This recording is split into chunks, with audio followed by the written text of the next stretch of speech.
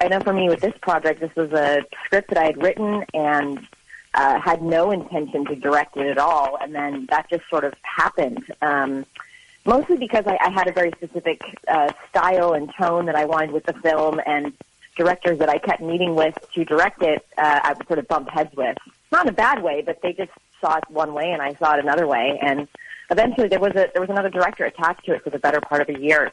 And she's the one that finally said to me, she's like, you're really ignoring the point here, and I think you should direct this. And I don't know what you're waiting for. I was like, I don't know what I'm waiting for either. That's a good point. I love that you said that you had this visceral reaction when reading the book. It's a Janet Fitch novel. And you had a visceral reaction. How soon into it did you kind of start seeing it in the way that you wanted to see it on screen?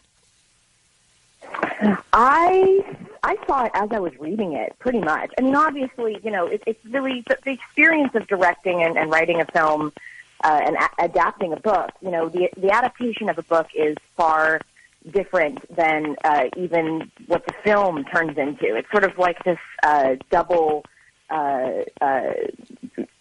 creative experience that just keeps growing throughout the process. So, the script that you imagine you're going to write from the book doesn't turn out that way. And then the movie you imagine you're going to create from the script doesn't turn out that way.